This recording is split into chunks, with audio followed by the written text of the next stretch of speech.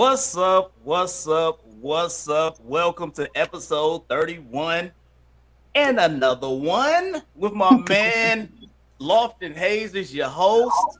I got the perspective down there, Aaliyah, and our special guest, my man Clark. You know what I'm saying? Let me give a little something. 59th chemical. Ooh. You know what I'm saying? Like how we be popping it off. So we up here today. Clark, we had a show last week. He wasn't able to make it, so we had to reschedule. You know, once again, we up here, Ketchup Podcast, episode 31, and another one. We here, of course, your host, Lofton, aka Mr. Nice Guy, aka Mr. Hayes Adonis, aka if you don't know by now. And of course, we got Aaliyah, the perspective, like I said before.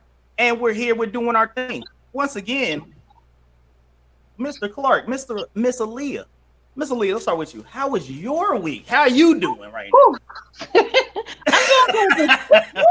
doing better? Doing better? Doing better. Doing better. All right. I know we talked a little bit earlier in the week, so I know it was a little trying for you, but I'm glad that you're doing better. You know what I mean? Yeah. I had to drive up. As a matter of fact, I had to come up to Philly. My aunt had surgery, so I had to come up here. I'm helping her out, and I'm like, I swear to God, this room been like this since I was little. It's been like it's like been my room, it's been my cousin's room, it's been my other cousin's room. I'm like, I swear to God, nothing has changed. Like, hey, it's always good to have some comforting. So at least you know where everything at. You don't have to look where a pillow at, where a blanket at. You good.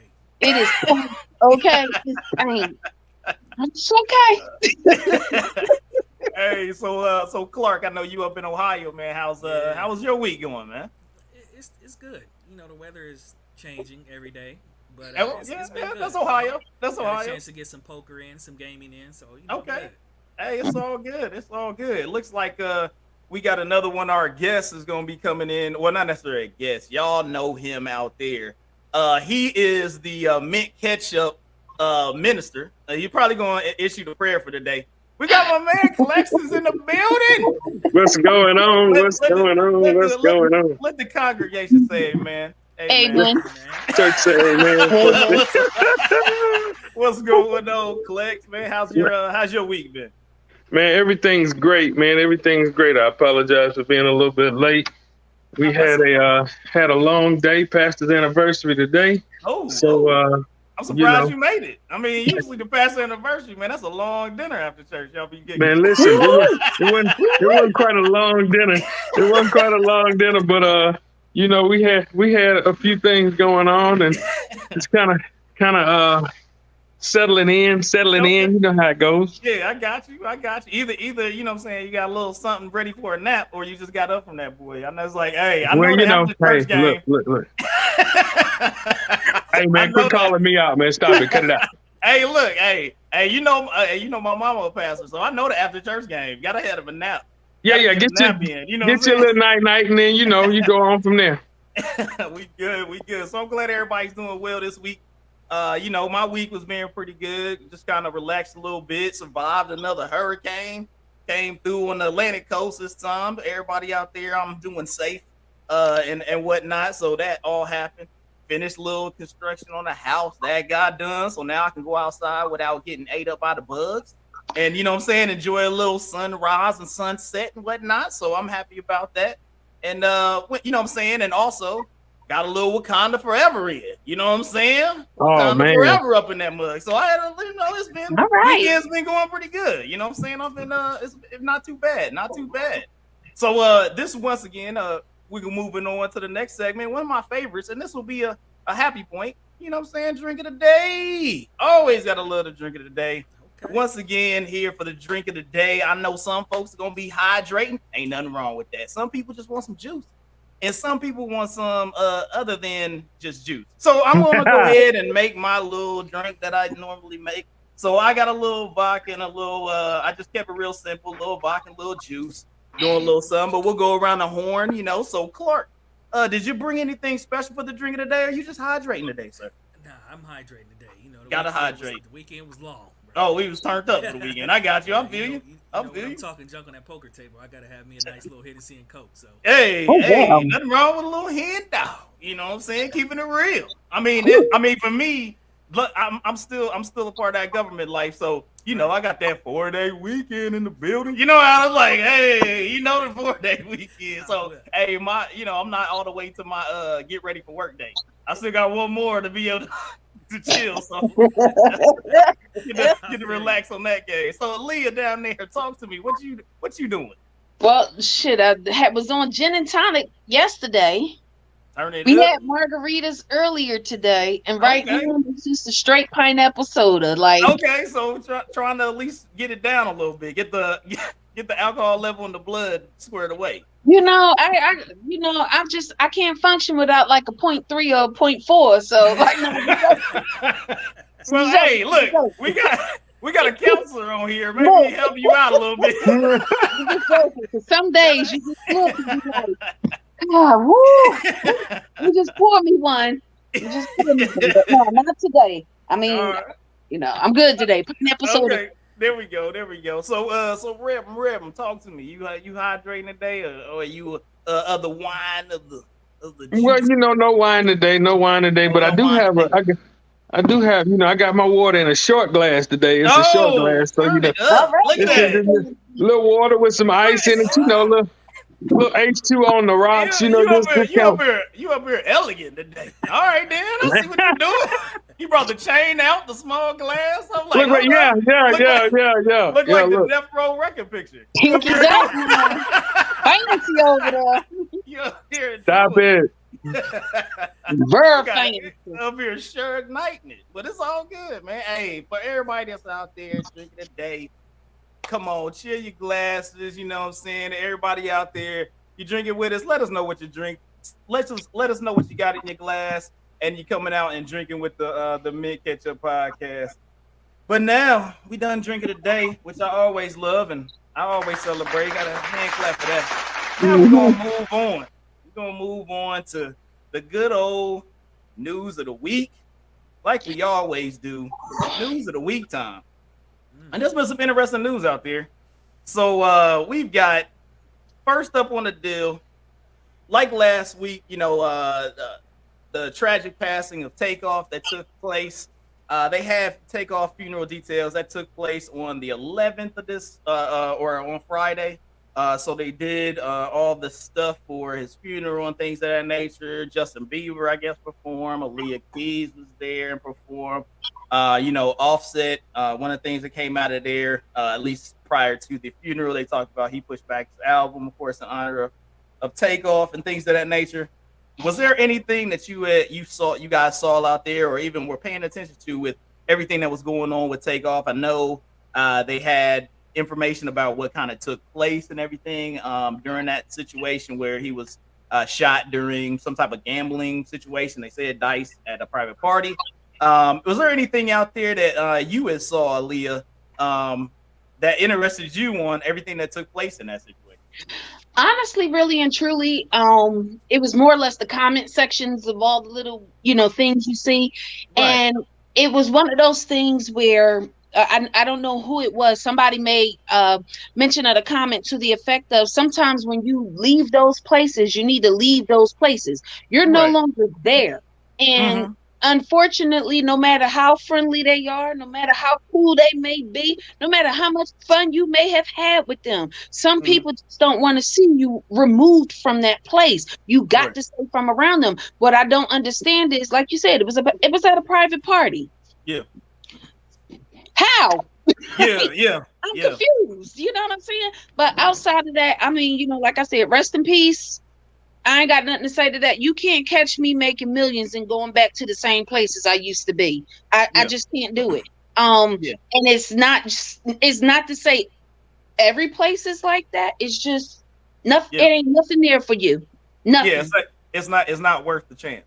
You invite the chance. Yeah, it's like inviting the trouble to you, and I'm like, yeah, you lose it too much. So Clark, man. Well, I mean, I know it's been out there. If you're a music lover at all, you've kind of heard of things that's been going on. So have you jumped in any details or have any perspective on what took place with Takeoff? I've seen a lot of stuff that was going on, and I was hearing a lot of the stuff.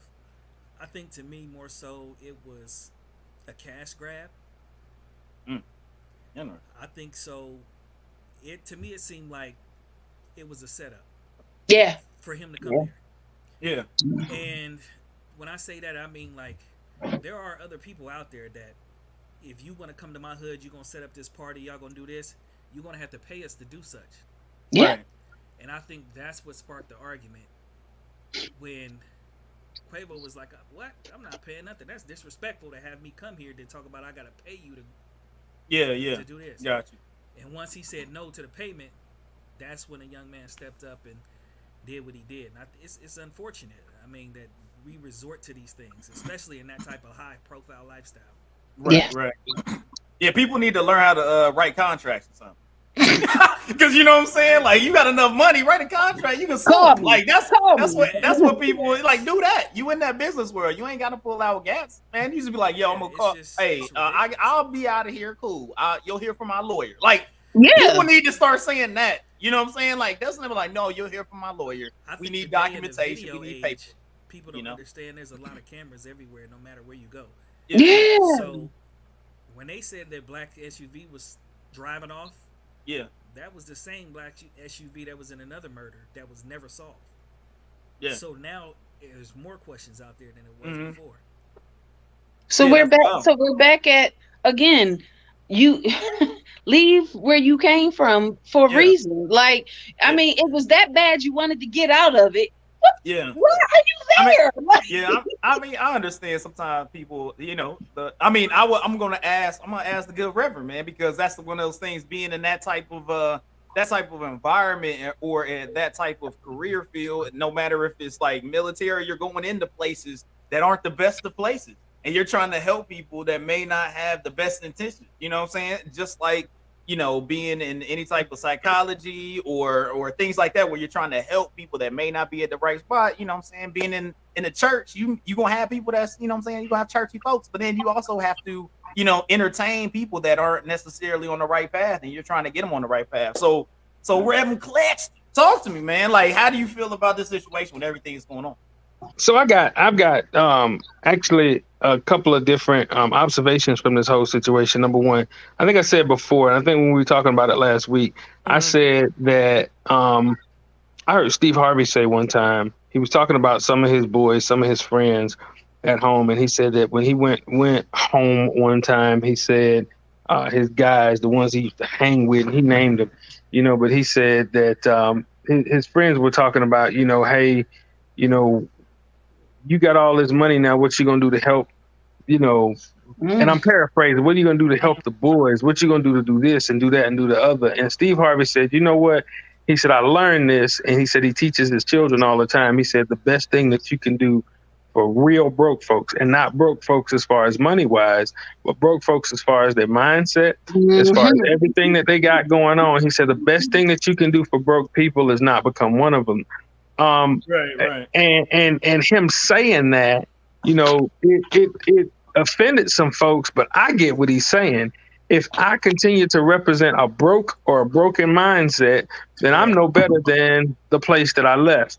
A couple of dollars, $1 million, $1 billion does not actually change your situation if your mindset does not change.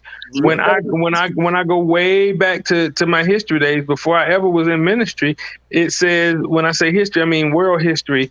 One of the things it was talking about, it always talked about when you went into the Renaissance period, it's all about the nouveau riche, the newly rich. What do you do in the beginning when you become newly rich? Money is brand new to you. And so what actually happens is you start doing what newly rich people do who don't know what to do with money. Then you spend recklessly. You make a whole bunch of crazy and messed up decisions. You post your boys up, your girls up, you buy this, buy that, buy the third, and you're flossing and flogging.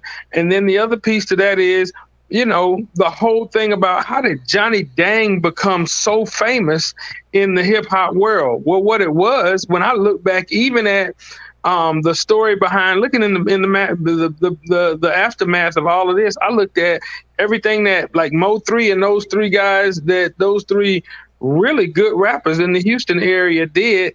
they spent money and time trying to outdo the other individual. So one person goes and spend, I think it was Yellow Beezy went and spent $30 with Johnny Dang. So the next week, Mo 3 went and spent $100,000 with Johnny Dang. And it didn't have anything to do necessarily with the fact that he wanted all of that shine and that show and that bling. And maybe he did. However, the only reason that he did it and the reason that he actually put it up and posted it up was to prove that you can do it, I can do it better. So I think that what everybody is saying is dead on point in that I don't have anything to prove to you. And if I'm a broken person, then I'm going to continue to do what broken people do and try to prove to you that I deserve my seat at this particular table. However, your table is not mine. And so if I am going to play into generational wealth, if I'm going to buy into generational wealth rather than play into the image that the whole world wants to see, then I got to really do something different. And if you're not really doing something different, if you think that you're safe in the world of people, and that includes family, that includes blood ties, that includes all of that. If you think you are safe in the world of people, you are sadly mistaken. And that's the situation. So when you look at it, everybody's got these ideas about what happened with Mob Ties, and he came there with those individuals. And if you look at some of the videos prior to them actually showing up at this party, that black Chevy SUV was actually the one that Takeoff was riding in because initially Quavo was riding with one of old boy's sons in the little red drop top with the other two dudes in the back of it. So that black SUV they see leaving, it was a black SUV that one of them was riding. It was a black SUV that the man that lost his life was riding in on their way to the place. And so, I mean, you were riding with the trouble. The trouble happened before you ever got there. Yeah. So, Hey, Rev, I got a question for you, Rev. I got a question. Yes, ma'am. You carry a gun? I didn't hear you. You carry a gun? I mean, it's Florida. Look, you're like, it's Florida. It's right there. Okay, that's it. That's all I want to know because, I hear what you're saying, and I know even as a man of the cloth, it still happens. Like you said, it's still around you. You know what I mean? I'm like, I wouldn't feel safe nowhere in Florida without one. So,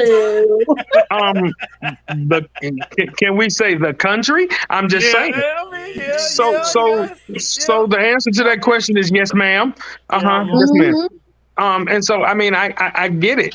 But the bottom line is that, it's different that I carry one, but I'm not carrying one for you to see it. I'm not carrying one for everybody to see that I got the stick. I'm not carrying one for any of that. What I'm carrying one for, it's me. It's me. It really is me. And it's so funny because a lot of people be like, they don't know until I come in the house, and I gotta, it's always, always kids in the house. Is always, so I always put it up as soon as I come in the house. And I'm like, first of all, I know y'all still, y'all my family. I love y'all. I know y'all still. It ain't about that. It's quite literally, I don't want nobody picking up this bag and it's a problem. So right. Listen, and I don't necessarily even have the bag. I'm sitting in the studio. Let me pan around. I'm sitting right here in the studio, right? But sitting right next to one of the keyboards is what I call my girlfriend because she goes with me everywhere I go. You understand what I'm saying? My side joint because she usually sitting on my side, but I took it when I came in the house. I unholstered, so I'm like, you know what I mean? So I put it up. You gotta have a clearing barrel by the door. You know what I'm saying? I'm just saying. And if I can't answer the door and she needs to, I'm really good with that. I'm just saying. I'm just saying. Hey, good stuff, guys. Well, hey, once again, rest in peace to Takeoff out there. Hopefully everybody in this family and whatnot continues to get better and recover through their grieving times and things like that. Can I ask a question on that? Can I ask a question on this whole thing? Has anybody seen, this was really one thing that caught my eye, and I thought it was weird at one point, then I thought it was terribly reverent at another one. Did you all see the Grand Theft Auto funeral that they did for Takeoff. It was like the GTA. They did a funeral on GTA. It was like they sent out whoever the dude was. No lie, he sent out like invitations. Was like, okay, we're gonna have a funeral. We need like people with limousines, black limousines, and white SUVs and whatever. We're gonna meet at this particular villa at this particular time. At this particular time, there was going to be no killing on the game and any of this, but we're going to have a gathering in honor of, this brother in his actual passing. I thought that was at first. I was like, it will be so damn tacky. I swear for Jesus. I swear, don't be sitting me up in the casket.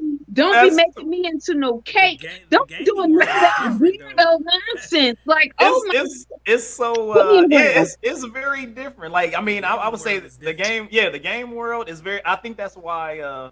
I mean, Clark can talk about the game world, man. He be out there, he be hooping on that 2K. Like, he a 2K champ, man. Man, that was wild. But this is the thing that's so different. I mean, and I understand why you have Facebook dude went with the meta, because it's one of those things where he's looking at the gaming world and how much people are interacting and doing things like that in that world, that it's becoming kind of like that. If you've ever seen the movie Ready Player One or anything like that, where they've got like whole avatars where they live in their life, which it ain't got to that extreme, but that's where he's looking at it, where they live in their life. So them having a funeral in GTA, it's almost one of those things where you like, yo, it's kind of wild. Like, it's wild, but then it was crazy. Like, Leah, I don't know. You don't realize how many times people inbox me or send me a message like, that build you got, can I buy it from you? Can I got $200-$300? Can you give it to me? And I'm like, are you for real right now? And they like, yeah. They out here spending money. Not playing with this gaming world. The gaming world makes a lot of money. What's up, Kelly Randolph, 59 Kim? What's up, man? What's happening out here? What's happening? So it's different out there. It's very different in that world when you start getting in the game, and more and more people, are in that situation. And I guess it's more or less just like adding a new channel to cable. You're catering to an audience, so then you allow that to be a thing, and people making money off it. I mean, they was charging to get into Takeoff's funeral. You know what I'm saying? Like, you had to get tickets and everything. So it's different out there. But we moving on to the other person that continuously shows up in this show. We trying to get rid of him, but he keeps showing up. So as the yay turns again, here we go. We got Adidas, of course, is gonna continue selling them shoes. They just gonna call them something else. We got Kanye West. Of course, he getting sued by Boogie Down Productions over a sample for that Andre 3000 Donda collab. So I guess Kanye didn't clear the freaking clear the ability to use that stuff. You got the guys that own White Lives Matter or the trademark of White Lives Matter. They said Kanye can get it for a bill. You know what I'm saying? Like, hey, you give me a bill, you know what I mean? You can come get this White Lives Matter so you can make all the t-shirts you want. So, you know what I'm saying? They threw that out there to him. You got 21 Savage affiliates beat up a Kanye West lookalike in the Robin season video. So, I mean, 21 Savage and Drake and them, they out here clowning my man. So they got a little lookalike in the video. And then you know things are going different for you when Louis Farrakhan show up, and you know what I'm saying, is helping you out, you know what I mean? So so Louis Farrakhan came through, and he's trying to help him on the anti-Semitism backlash. So you know, I mean, he's still got some things going on right now in the world, you know. You got anything left for this? Like, I'm running out of words for this guy. Like, I don't know I'm running out of words. It's just kind of crazy, everything that be going on with my man. So talk to me, Aaliyah. I see you got something on the tip of your tongue. I mean, you down there like incredible. What a time to be alive. I will say this. I will say, I feel like he and I said this before. He has a lot to say. Mm-hmm. Unfortunately, I think where he is mentally is not stable enough for him to get the things out that he's articulate right. properly. He cannot articulate properly because where he is mentally, and then the people around you are not giving you that, yo, dial it back. You know what I mean? But we're going to take it a step further. Like, think about it. All anybody has talked about in the last 6 to 8 months, Kanye has been in the news at least once a week in the past 6 to 8 months. And usually that makes you money. But okay, but even with exactly, but he is getting now. You can see where, again, that's what I said before. You got people that come out and use the N-word left and right, like it is just cool, but nothing happens. You know what I mean? Especially politicians, all them. You got folks coming down here talking about any other race and class. So I get what they mean when it's like, oh, you can't come out and say the Jews or Jewish people, and all of a sudden it's anti-Semitic. It's not anti-Semitic, but when they pointing out truths and facts, and then it's this whole cover up where we blackball you just proving what I'm saying to be true. You know what though? Look, like I said on the last, the only thing I said on the last show was like, if the power, financially was in those with melanin situation, and they have the ability, when somebody said nigga or anything else, you was like, you're out of here. Might as well right up hit that button all the time. They be like, bow. Get them out. Like you be like, get them out of here. So look, I'm like, look, it was like they would for sure do that. Yeah, Clark, go ahead. I get it. Though, is that everybody has this sense of feeling that everybody talks about it, but every other ethnic group has a bill, right? Where's the Emmett Till bill? Yeah. It hasn't been signed. It's been there. Yeah. But everybody else's bill has. Yep. Yeah. And I think that's part of the issue. Yeah. I think that's definitely. That's the conversation I had with my friend not too long ago. That's like you said, everybody else has this whole, we're protected by legislation, but right. But then like you said, I was reading something online somewhere where it was like, what is the value of 40 acres and a mule that we never received? It's about $640 billion. Oh, that's that dope, man. $1 billion. And that's only for the 40,000 or so slaves that were actually documented, because you and I, we all know it was more than 40,000. We just talking about those 40,000 that was documented in at that particular time. But you still owe it. You still haven't paid it. And now I get where they're saying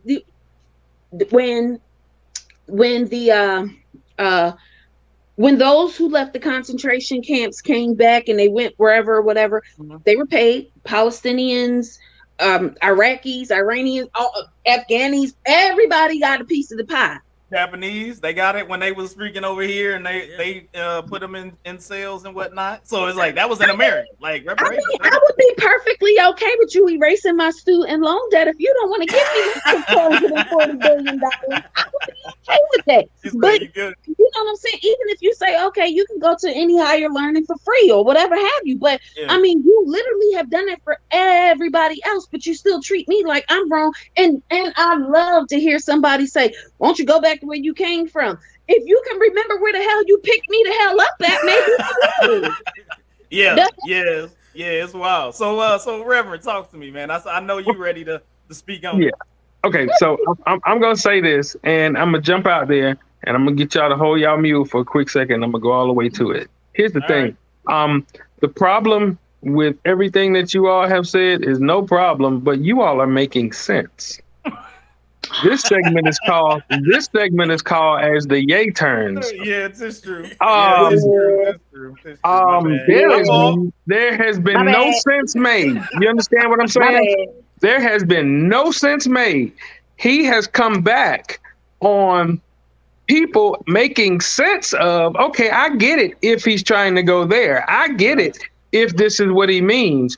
Who the heck knows what he means until he tags on to something? And I'm going to tell you, I'm going to submit to you, not unlike, and I'm going to say this dude's name, I apologize to everybody for saying this, not unlike Donald Trump. he goes back at the end of the silly comment, and at the end. We're supposed to be holding our mule, man. Come on. Yeah. At the end, I ain't do that. The crowd did that. Yeah. No, I ain't do that. That was the crowd. The crown jewel of foolishness. At the end of everything that he says stupid, then he comes back and grabs onto, but this is what it is. And I'm going to say that even Minister Farrakhan, who comes back and he makes sense. Stuff that we already understand, stuff that we already know is going on. We get it. We get it completely that we as a people have been mistreated, used, abused, raped, pillaged. Everything that we have had has been stolen from us, and that we are the only group of people that end up protecting a country. These other people didn't even protect this country, protecting a country that has not been compensated, that has not been paid back, that has not been even supported where that stuff was concerned. We are making sense. That's a completely different subject. We can't call that As the Yay Turns. As the Yay Turns is just getting freaking dizzy because we turn it around in circles. We are turning around in circles. Everybody's trying to make sense of what the young brother is saying, but there is no sense to be made from what he's saying. And I'm not stabbing at him, and I'm not shooting at him. What I'm saying is take his pill today. Today, yesterday, the day before yesterday, he ain't took pills since his mama was here. And I really believe that. Yeah. Meanwhile, I think Rajim is probably he's probably not here because he's interviewing for that job we talked about last week. The sit down and shut up job to be paid for, but that's the whole situation. We can step out and say anything. It's the same thing that I teach my children. Hey, we can talk about anything. My sons and I have an agreement. We can, and anybody that I counsel, children that I've dealt with, we can talk about anything as long as we're respectful. Yeah. There's the problem. Yeah. Kanye got that billion behind his net worth, and he figured that he no longer had to be respectful. There you go. I mean, you gotta get about 3 or 4 billion before you can get to that point. I mean you gotta. Well, look. No, you have to have something. Yeah. Because you look at what he had. He had designs. He had ideas. Yeah. Ideas. You can sell ideas to people and they use them. Yep. But if you don't make something, the thing that he makes is music. That's what he makes. If it's not yours, you look at Bezos. You look at all those guys. They own it. They're like, I bought this and now I have this. And then and even if it came down to, man, this is really hurting and I have to sell this, they're still worth the bill because they have something. Yeah. What was his name? Richard Branson. Richard Branson came back from almost quite possibly. No, it was nothing. Really close to. Came back from nothing compared in the grand scheme of things. I had to do a report on him in one of my classes. He literally had nothing, and he still bounced back. He's like I don't know what his actual net worth is, but he's up there again. But like you said, it's about not just having the ideas and the selling of the ideas and everything like that, but being that off. When I say off kiltered, I mean unwilling to swim with the rest of the school of fish. You know what I mean? To know that I'm going to make it. It will work. This will happen. I will be successful in this. And unfortunately, Kanye has this whatever mental health disease you want to call it, where he get these grandiose ideas that I am God. You know what I mean? That is quite his mentality. I am, and you know what happens when we, when we pretend to be what we not. So Richard Branson has a 7th grade education and has said in interviews, look, I can't count. So what I did was I hired somebody who really could count, paid him a lot of money, and I'm not worried about this dude robbing me. And this dude came back from the edge of wherever he came back from and gave away $200 million. And nobody just handed $200 million away. Said, do what you want to do with it. Help somebody, keep it for yourself. Just gave it away. And do you think that made a dent in Virgin Mobile, Virgin Voyages, Virgin this, Virgin that, and Virgin everywhere? No, it didn't. Because his damn cruise line. Right. I want to go on one of those to answer to. He has nobody to answer to. This dude he says, virgin everything. I mean, I'm sure that he probably launched a couple of just regular virgins because he got that. But I'm just saying. He got his virgin. He's the one person that got his virginity back. He was like, yo. But he doesn't have to answer to anybody. When you're beholden to somebody, come on, man. And then common decency, common courtesy says we can do anything that you want. Even the Bible tells us we can go to God and remind him of his promises to us. But only when we're doing what we're supposed to do, which means that you have to be respectful. I can remind God of his promises to me as long as I'm respectful of what his will is to me.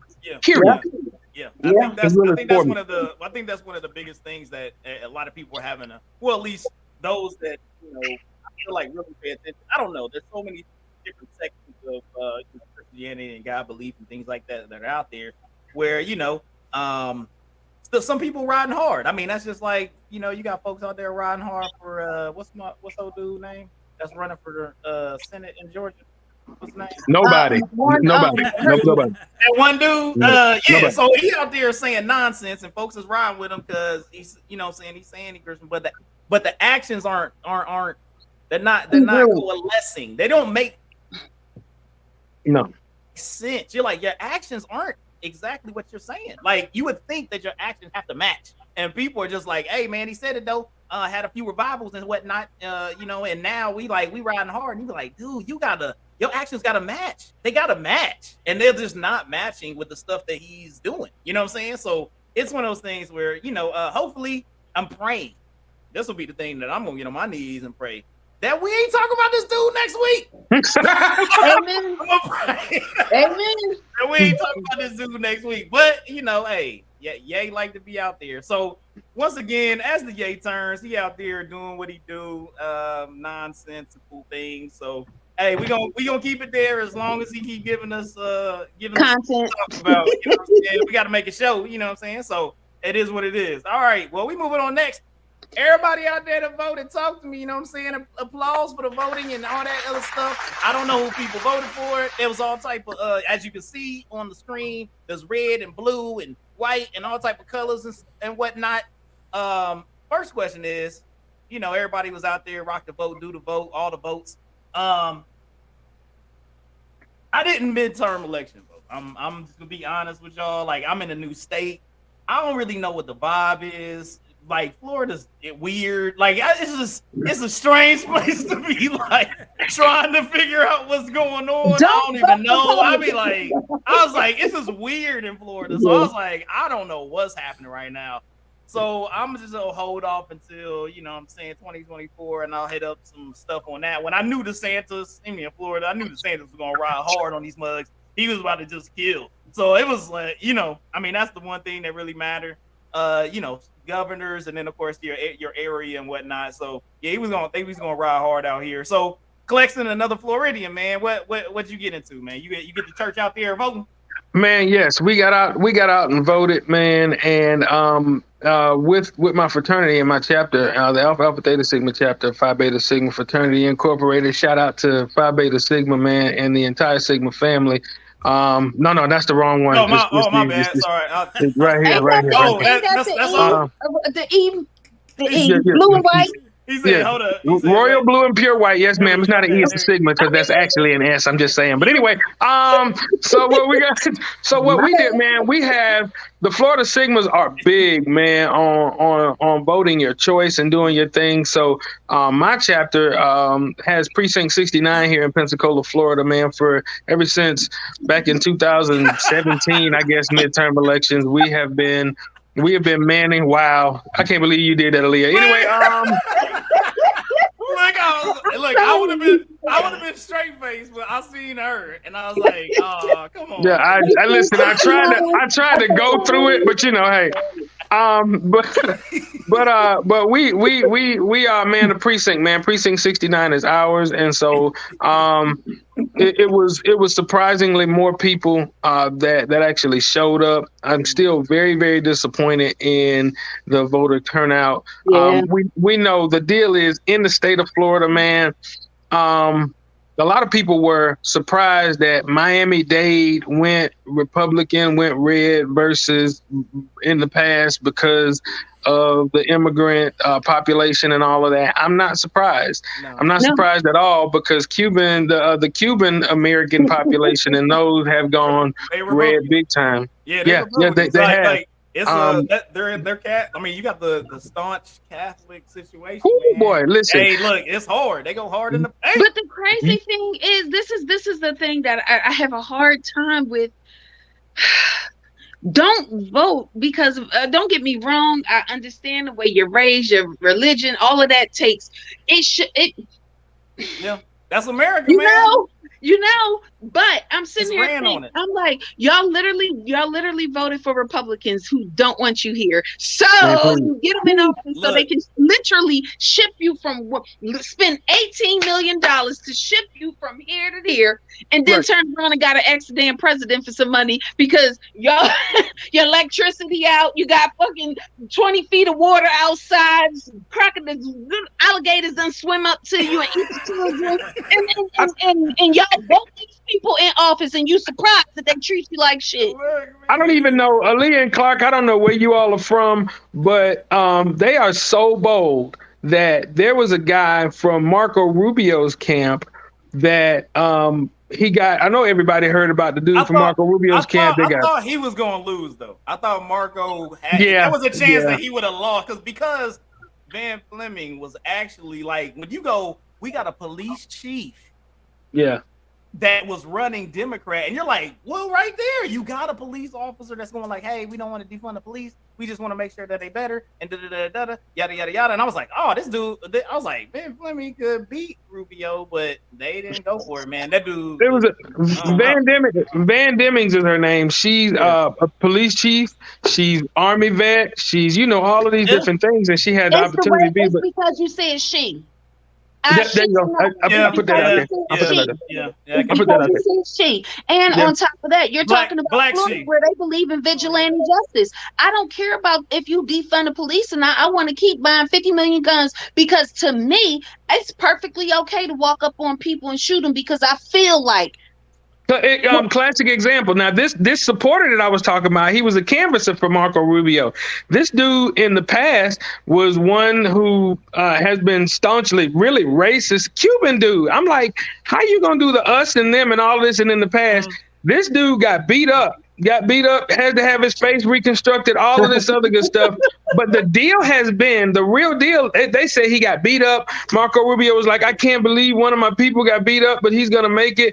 But this dude has been super racist, and he was canvassing in a black neighborhood that is not Republican, and he has been talking trash for years and years and years. So you think that he just walked up and said, hey, vote Marco Rubio. Thank you. It was something that actually went with that. That dude got beat down for a reason. We'll never figure it out. You call somebody out their name and they let you know we don't do that around these parts. Yeah. And unfortunately you fucked around and found out. So Now I'm not gonna say putting your hands on somebody is what I would do, but I kind of thought it was funny because what you're doing is there you go. I understand. I understand, especially somebody who has been so vocal, so racist, all of the things that he has actually done. You went down there to purposely have an incident so you can say, see, this is why we treat them like this, because it was a setup. Stuff like this. It was a setup. It was definitely a setup. We ain't voting for you. Carry your ass on. When you go to Publix and select the items that you want to select, and you go to the cash register, what do you have to do? First, you have to pay for them, and then somebody puts them in a bag and lets you leave with them. He went to Publix, and he went shopping. That's how I feel about it. But yeah. So I mean, and so that's what it is, man. The vote. I super support anybody getting out the vote because it took for so long for us to get to this point. And I see now on the news, I've got the news playing in the background, even that it's finally being projected that the Democrats will maintain control of the Senate, actually. And so I'm not sure what has happened if they were able to flip with the House. If they were able to flip with the House, at least the Republicans do not control both houses of Congress, which is a good thing. Thank you. So I Clark, vote for everybody. so Clark out in OH, you know what I'm saying, IO area out there. I know over the last couple elections, this kind of Ohio's become, it went from being like one of those like, hey, it's halfway states, like it can go each way, and now it's going hard in the paint in the red. It's a swing state. It was. Yeah, it was the swing state. And that mud don't swing no more, man. That mud is all the way on one side. The swing has stopped around this thing. It has swung. Yeah. Because it's like, man, I go out there and I'm like, where is we at? Is we just vote for the president and left it at that? Like, what? Yeah. What's going on? Like, there's other stuff out here to vote for. Yeah. And they just, I don't know. Did you know that realistically, I don't think a lot of people understand how government works. That's because they took that whole Schoolhouse Rock off for TV, so they Schoolhouse Rock. I was watching that junk on Disney Plus, man. About government. But my bill. Exactly. Hey, what's up? But the crazier thing is, a lot of people think that they can vote for the president, and then the president is the all wise. This is not a monarchy. President does not have the final say so, and and a lot of them don't get the concept. Oh, the president is the most powerful man in the world, not in his own country. He not. It's just a like Trump thought he was. You have to have checks and balances. I can't just come in and say, we gonna do this, we gonna do this, we gonna do this. I can submit a bill it's through, but you can't just, go out there and handle stuff just like a monarchy. Yeah, you can't do the monarchy. They don't get that. And I'm like, that's what I was saying. Like, even now when I voted this last time, somebody we got into it because I mean, I'm sure your kids need after school activities, but FYK, and I don't care because I don't have kids. I don't want my tax. Wow. I mean, don't get me. We have a whole argument about that, but that is the whole point and purpose of voting. I don't want to vote for your kids or their school and their after school stuff, but I do want to vote for this parks and recreation over here because I want more lights up there. I want a better path because I run that little. Well, I don't run. I be walking, but I'm walking real slow. Your running days is over, huh? Real slow. I'll be walking on that path, but I'm like, this is the thing that's what people like, those little things like that. And when you don't pay attention, when you don't go to those local elections, I live in a place where like 98% of the people there got kids. I know they're not going to fix that path and put more lights on it, but that's what I'm voting for because that's my right. I can do that, but one of those things where I'm like, so when things happen, they like, oh, they spent $16 billion or $16 million putting it in the school. How they just going to spend that money? Did you not read the paper? Like they didn't show up. You didn't vote. You don't vote for the law. I vote for the damn whoever the treasurer going to be. I voted for the librarian. I voted for somebody who. They got librarian elections. I didn't even know that. They was like, don't fuck my books up. I swear to God, you out of here if you mess my books up. These kids don't go to the library, bro. You be like, if you mess up my decimal table, I won't do it. Bring back this. But they literally, but even on your ballot, because a lot of people, and that's another thing, they got signs everywhere. Please, flip the ballot and do the question. Yeah, because you could vote. There's one person who will go in and say, "Oh, I'm voting Republican." Gotcha. Well, what are we gonna do with these extra taxes? I don't care. You got potholes all over the damn city, but y'all done voted for the damn. Let's fix the kids' playground. Yeah. I ain't gonna say it on live television here. Right? we had there was a bill on the local. There was a bill on the ballot, a local bill on the ballot that said you were voting to give the county commission here the power to assess or to create.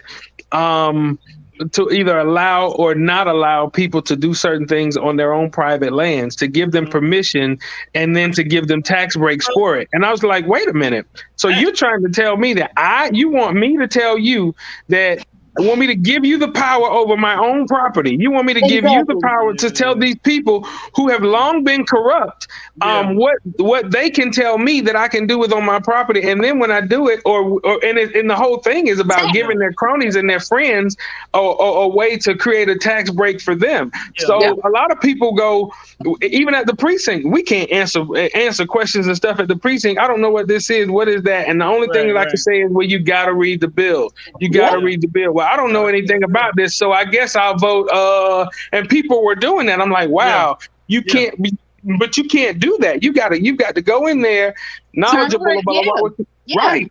Then you can't be mad when they come on your property and hit you with a $2,000 tax bill. Yeah. Right. So it's the same thing as hidden fees, man. Got them hidden That's all fees. it is. The creation of homeowners associations that can tell you how you can build your fence came from somebody actually a local bill somewhere that says you can create a homeowners association to tell me what I can do with my $250,000 piece of property that I purchased and put my house on. You tell me I can't turn my fence a particular way? Come on, y'all. Thanks, Florida. I enjoyed my HOA, I guess. I mean, at least I see stuff to be happening. I don't enjoy HOA. I got security be driving around, you know what I'm saying? No. I mean, the pool nice. My security well, when I was in a HOA control type place, fucking security would be out there chasing the kids. If you don't leave in the back corner getting hunched on, mind your business. About the people walking in the place you don't live here. They still Craig and them top flight security out there chasing top flight security out here. To think about it, and even to bring it back and make it more serious, a creation of an HOA ended up in Trayvon Martin getting killed by some dude that just decided that took it upon himself. You see what I'm saying? We're giving people. He was doing some other stuff. That dude wasn't even security. So that wasn't even he wasn't even security. He was a quote unquote private citizen. He was just out there.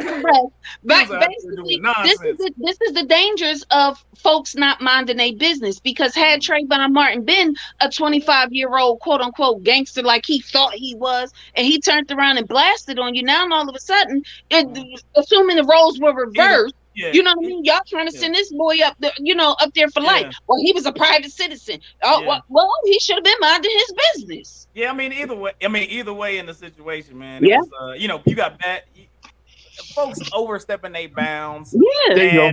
And then the situation that it ends up hurting more people. Everybody. Than if you would have just been like, hey, let me go up the authorities, or just be like, hey, what do you know what I'm saying? Like, there's a way different ways that stuff could have been taking place and actions been taken. So, it's been one of those things. So we're gonna keep it pushing.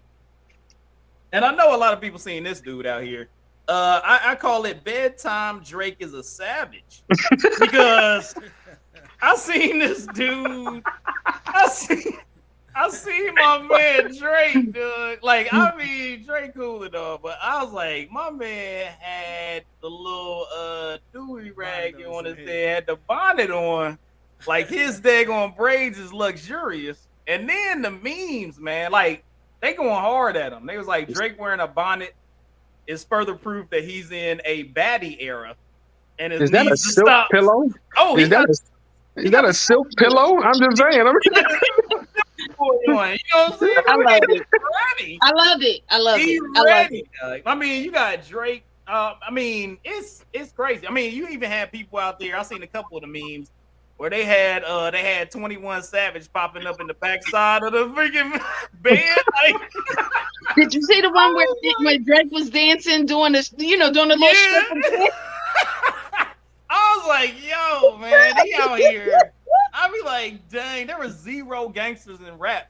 There's zero. I'm like, yo, if the most famous dude in rap got a silk bonnet on, like, I'm like, that's the era we in. That's the era. Drake, hey man, I bring the stick. Hold on, wait a minute. Let me get my bonnet right. That's what I'm like. That's the era of hip hop we on. When I tell you, highest rated hip hop dude be rocking the silk bonnet and taking selfies. Now, if he had the silk bonnet on and he was just at the crib, he by himself, He walking around. It's him and this girl, and he's just like, "Yo, let me rock that bonnet real quick. I gotta make sure my stuff is straight." No, this nigga took In the a bed. selfie like he was taking a picture for a sexy joint and sending it out like he was about to be like, "I'm that dude." Like He is. he should have sent. Look, he should Light have skin. sent that to Lil Light Nas skin. X. This is what I That's what he mean. should have. Light skin. That should have been Light Lil Nas X. Everybody bow your head. Send it to him. You know what Everybody I'm bow saying? your- Like, Light skin. It's a light skin folk. It's a light skin folk. Everybody bow your head. We just gonna have a we're gonna have a quick prayer. We're gonna have a quick prayer for Drake. Lord bless the silk bonnet. And anyway, go ahead. I got. I was just like, wow. I saw Where we it at right now. It's wild, man. So, hey, You Clark, know, man, talk to me real quick, Clark. Is a That's silk tough. bonnet allowed for a rapper, dog? Like, is that a thing? Not at all. You Not gotta. at all. No. Hey, listen, I'm an old school rap fan. Tupac, all eyes on me. That's me right there. If you saw Tupac in a silk bonnet, would he Man, still look. be your favorite rapper? Would you be like? No, I quit. You cannot talk like that. You can't make Dear Mama in a silk bonnet. That don't happen. I'm sorry. You definitely can't ask, does heaven got a ghetto with having a silk bonnet, bro? No, dude. No, when you come on there, first of all, fuck you, bitch. Yeah, right. Right. Not. Absolutely. In this case, Brenda does not have a baby. I'm just You saying. right, no. Now, Nah, she there's good. another one that he probably could get away with it. Who? Gates. He probably can get away with it. No. Only person that would have got away with that. Not the picture. The picture was horrible. Not the It made picture. it worse. The picture made it worse. But the only person I would say that could get away with that and make it like, okay, that's I already dope. know. And plus, he would have went with a different style, and it would have been kind of fresh. People would have been like, yo, that's fresh. It would have been Snoop. Snoop would have put the. Snoop. It would have. He would have put that on, and it would have been like. I thought you was gonna say quick. He would have went different. He would have had like freaking weed joints on it, and he'd have been like. But he wears a silk scarf, not a bonnet. Yeah, but yeah, he that's does have true. a scarf. That's true. Where he look because his hair is so long, he loops it up, he ties it up and everything. Because Do-rag. Snoop done came on IG looking like Yeah. somebody's auntie. Yeah, he did. Yes, And yes, Snoop- yes, and Snoop, yes. that's Uncle Snoop. You know what I mean? But But he a ain't take that. He ain't take Oh, that it photo can't- either, man. The photo made it worse. Like the photo made it the worst. It made it the worst. That's tough. But who you sending these late night snaps to, sir? That's what I'm saying. What is going? Like, if you- Yo, they was like, if my you man. We'll just But say they- that. Like we They don't love care. that dude though. They said this mug got a bonnet on and got his eyebrows done. I was just like, yo, I was like, yo, that's too much. But he do. But But they he love him, do. He do, Well, and he's weird. And You it's, trying to make sure? It's You trying to crazy. make sure everybody loves him. That's why. Maybe that's what that was. He was like, I need a new demographic. I need to make sure everybody. This metrosexual push, for whatever reason, I mean, it's not. It's a no for me. it's a It's a definite no no. for me. Matter of fact, just miss me. Everybody else comment. I'm gonna be sitting over here in silence. It's different. I think. But anyway, first of all, I think I would really have to fight. If I come home, if I see my dude laid with my bonnet on, if I see my dude laid up with my bonnet on, I'm legit gonna punch you in your face. I don't know my bonnet on. hold on. And- Well, and- man, but what if it wasn't your bonnet? Is that Oh, gonna be? you Is that know is that the about same? me? Is that the same thing as like, you know what I'm saying, finding somebody else's panties in there? It'd be like, You oh, can't who get away bonnet with is that, bro. this? You can't get You know what I'm saying? This mother got a different Listen. bonnet down here. No, Like, because what's going here's the on? thing. Here's the My wife's from thing. Chicago, so if I come in the room with a bonnet on, she gonna be like, stop. Exactly. She's gonna knock you up. It's quite literally a thing. Even with, like when you starting to get to know somebody, you starting to date them, y'all do what y'all do. At some point in time, before he got that comfortable to take that picture, you done seen him with a damn bonnet on, sis. That's wild. Because this would be me. That's wild, man. Can I say something? And Because I do not belong here. I can't even see. I can't even see. And this is me. And this is as deep as I can get with it. Right. I can't even see in the days Michael Jackson was here. I couldn't even see Michael walking out or taking a picture with a bonnet on. I couldn't see Michael You with know a what? bonnet. You know what? I don't know if I can. I don't know if I can say that because Hold on. I couldn't see him with it on. Look, Prince is that dude, and he Prince never would wore a wear. Prince No. would rock a bonnet. He He would put always a had a bonnet silk on. He would put a bonnet on. He would put a just bonnet because. on. He would. He would He make would that put a joke. bonnet on. But He would- It would look like a beret. If Prince put it on, you would think it was a beret. He No. always wore something on his head. He always had a silk No, scarf. he always had something. he always had a silk scarf. He with a always tie looked in the like front, he always tie looked like to the somebody side, auntie. He looked like somebody auntie a lot. Like I ain't gonna like he did. eyeliner, the booty My cheeks, man had out, heels the whole on, thing. like everything. He was straight rock a bonnet for real. He said, since y'all gonna talk about me, I want to know what happened, because I really seriously have, from the children I counsel, from children everywhere, I have problems if I see people out in public, people that I talk to, people that I know. I'm like, get that off of your head. That is something that's an intimate thing, whatever you're doing and you're doing at the house. But just people like I saw one of my kids one day. I was in a parade, no lie. I was in a parade, and one of the children was out there on the side. Hey, throw me some candy. She had a bonnet on her head. I stopped, walked over to her mother and said, why did you let her leave the house with a bonnet on? Well, she didn't like the way her hair was. Well, she should have stayed at home if that's what she was going to do. It was the fact that her hair wasn't bad. It wasn't, she just wanted a new hairdo. So you rocked a bonnet to the parade? Nah, dog, that's sleepwear. So, could you cut that out? So no. I mean, I get it. We come from the era of that was as bad as having a plastic bag when you had a Jerry curl way back in the day. Yeah. No. Had the rollers in with the bag on top. Right. All right. Yeah, I mean, I feel you. That's on that level. That's on that level. Also, I hate people that be out in public with house shoes on. I don't like that. That's horrible. Leah, don't you making a face like you be out at Walmart with house shoes on? Don't do it. Don't be that person. No, Aaliyah, no. Just put some slides on, like at least some slides. Yeah. I am about to say since living in North Carolina, I've been a flip flop queen. So there you go. At least do that. But don't come in there with no house shoes. No, I got on slides. I keep slides. I keep an old pair of sneaks in the car because sometimes bitches be trying you. But there you go. Right here, right now. There you go. Okay, crock it up. With the Rick and Morty's on it. Let me see. Rick and Morty's. Okay, I feel you. I haven't. It's like Apple, man. I haven't fell into the Croc Nation yet. No, like I'm not. You know what I'm saying? It's different. You know what I'm saying? You know, when you get old and your feet don't work, like that's why I'm on there no more. I just be walking. There you go. Because I just got lazy. There's no other way to put it. I'm like, this is something I ain't gotta tie no shoes. I ain't gotta, do the strap. I ain't gotta, my toes ain't even got to be going up. I got to put in here. Eventually everybody ends up in Nike Monarchs. You know what I'm saying? Eventually that's just what everybody ends up in. Is some oversized shoes where you be like, why that old person got size 13s on? Because they be hurt and they be like, I still gotta walk around. Look, or the New Balance ones, Yeah, there you go. The New Balance mugs. That is hilarious. So once again, bedtime Drake is a savage. I don't know what's happening with this dude, but hopefully he figures out that was a horrible picture and don't do it again. So, we hope Drake gets better. It looks like he may have had an illness or something or had somebody over that night. I have no clue.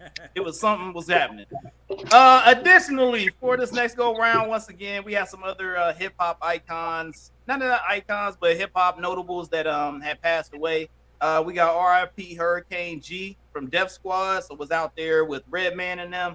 And then Tame One from the Artifacts. Tame One was a founding member of the New Jersey-based hip-hop collective, the Artifacts. He passed away at 52. There was no cause for his death that had been released. And then we had female rapper Hurricane G, born Gloria Rodriguez from Brooklyn, New York. And she was once down with Def Squad, Redman and them and whatnot. And she has passed away. So we want to rest in peace and condolences to all their family. Those are hip hop. Those that were in that 90s hip hop life. You know what I'm saying? Right there in that 50 age bracket and whatnot. That was that hip hop, that 90. They was going hard, doing anything in that aspect, you know. So rest in peace for those members of the hip hop history. And we got the best of the rest. For those out there, Black Panther 2, I've seen it. It's fantastic. I enjoy Black Panther 2. Very good movie.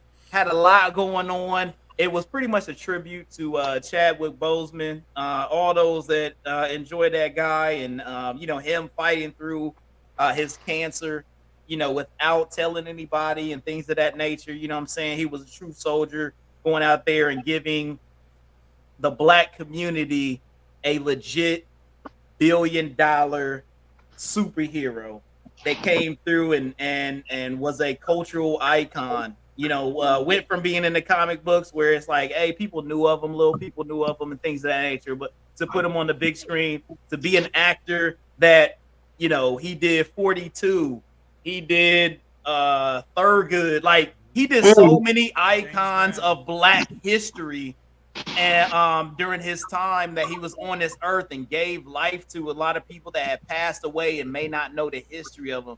Chadwick Boseman is a Black history icon, man, because he brought those people to life. He brought those people that weren't here. He brought them to life to show what they would have been. And you could see that history living on the screen for Black people to be able to go like, hey, there's more. You know what I'm saying? He always put it out there. There's more. Just like Wakanda was, there's more.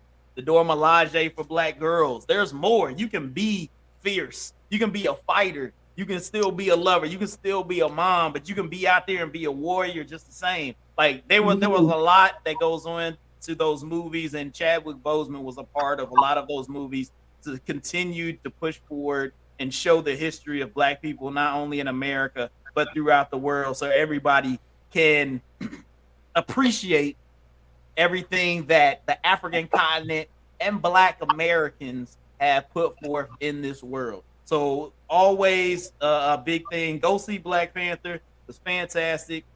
Does a lot of good stuff and continues to push, one of my favorite things, the MCU, Marvel Cinematic Universe. I enjoy that stuff. I'm a little nerdy. I like that stuff. So it continue to push that for us to go see it. Nick Cannon, just keep having kids. I think he's getting to the point where his kids are going to try to marry his other kids. He's having too many kids. They're going to be all around each other. It's kind of crazy. So I did see that they're talking about that he pays possibly $3 million or more a year for all of his children in child support. And it'll go up because he's got 11 and 12 on the way. So 11 and 12. Not just 11 and 12. He about to be 13 if I get $3 million a year. Yeah, I think, you need to, I was about to say, Aaliyah, list. You out here, I'm like, why are you out here broke? You should be out here getting this money. Like, you know what it's like, you got to get Let me put my name on the list. Get this money out here. Yeah, obviously they all cool with each other. So it's like they don't care. I'm gonna tell you right now, they don't care. You want to know why? Because you're taking care of me and mine. You taking care of me and mine. I don't care what you do with anybody else because I can assure you up front, and they already know. I'm not they gotta know. You're not dating. I'm here with the specific purpose of you want a baby, I want a baby. I will father your child. Yep. You can stay at home. You can do whatever the hell you want to do. I'm going to take care of this. Just getting that surrogate life. You know what I'm saying? He was like, hey, I got you. I just want to be a surrogate. Just drop this DNA up in it and you good. You know what I'm saying?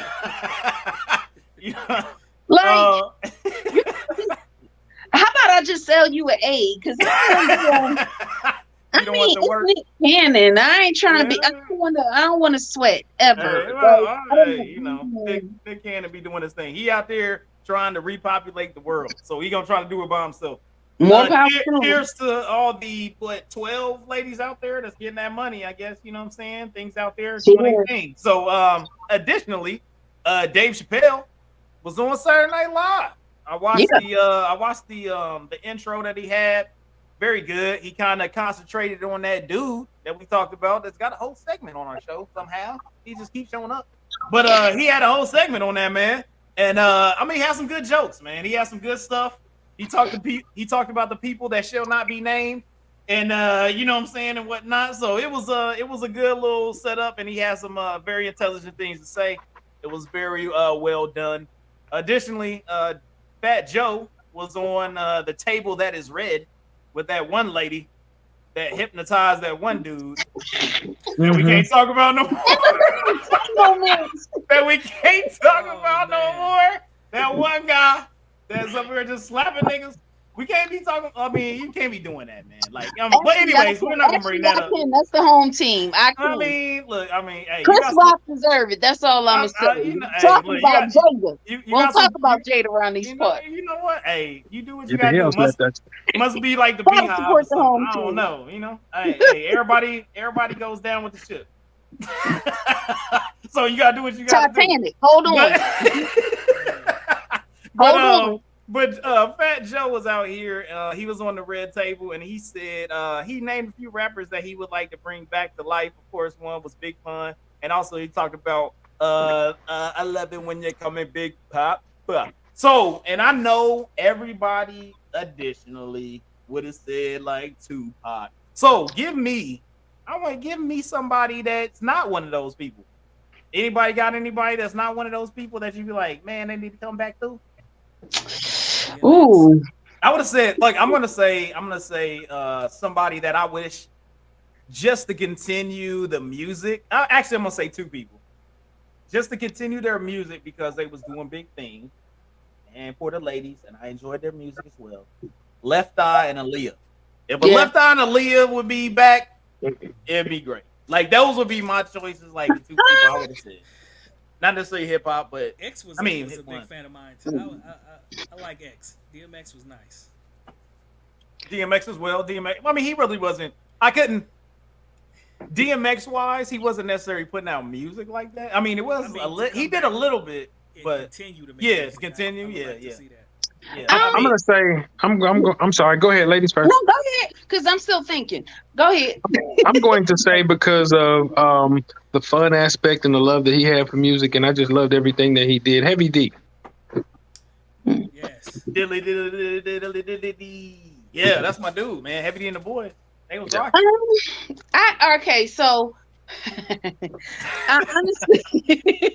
honestly, I don't have anybody I can think of as far as musically is concerned. I love Prince. I do love Prince. I do love him. Yeah, but, Prince and Mike. Oh, yeah. You know what I mean? But I don't. Even if he wasn't bringing back music, I would have loved to see how he would continue his work, producing and writing songs. You know, songwriting, everything. He had thousands of hits. I love that. You know, I wholeheartedly believe at some point in time, Prince just would have became everybody's, you know, old weird uncle, but always had some good, always had some good advice. He'd have been George Clinton. Yeah, hearing that dude, you be like, "What, George Clinton on that? That's dope." And he you know what I mean? Like I can honestly see him putting forth the effort into teaching people, about the business, and again, we go back into why we can't talk about the powers that be. You know what I mean? But those that shall not be named. Those that shall not be named, and everybody who talked against them, everybody who outwitted them, everybody who got out of these crazy old contracts and did they thing, owned their masters, all of that. Because Michael Jackson did it too. Yeah. Prince did it too. And you mean to tell me they just got hurt, addicted to drugs, and dead? In that order. Mike was doing a lot though. I mean, look. Sometimes you be like, sometimes it's weird. Sometimes it's weird. I met Prince several times. I mean, I don't know about Prince situation, but I be looking at stuff. I mean, there was a lot of people that was like, eventually, with the stuff that was going on with that dude, with Mike, he was like, something is not. But then, I would say like this: when you look at his career in its totality, to have a child who could never be a child, to have a teenager, he had a lot. He quite literally has been working, from the time he was 6, let's just say, Yeah. Mike was Not a lot. 50 something years old Yeah, when a he lot. passed. And you mean to tell me at no point in time could he be a regular person? And when Yeah. Mike wasn't one of those people that he didn't do mediocrity, if that makes sense. Yeah, yeah. Everything he did was multi. He was on 1,000. Yep. Yeah, no doubt, man. I'm about to say, but then you're talking about you can't trust people around you. You can't trust your damn family. You can't trust the people closest to you. You can't trust the people you're sleeping with. You can't even think you have a friend and a child who then turns around and, well, here we are. I don't know. Mike would be like a child prodigy that lives up to it his entire life. Yeah. Which you usually don't see. You know what I'm saying? Yeah. You see like the child actor that'd be like Macaulay Culkin or something like that. Right. Where it's like they have their run and then they're done. They kind of just disappear. Like Mike was a dude that was the child prodigy and then lived up to it and exceeded it. Yep. Like it was one of these. There was like, yo, he was on a like this is the thing that I'll be looking at. I mean, you know, I love Michael Jackson, you know what I'm saying? But this dude, when you look at the ability of his fame and the things that he could do by just standing. If you ever watched the, I think it was like 92 concert of him in Budapest, it was on HBO. And this thing just jumped out the floor and stood for like 10 minutes. And he had people passing out. Like I can tell you, like, look, I bet there's a lot of people that went to Drake concert and was like, yo, that's that dude. Ain't nobody passed out. I was like, that I can tell you, like, they ain't nobody. Because he was gonna wear a bonnet at some given point during that. So.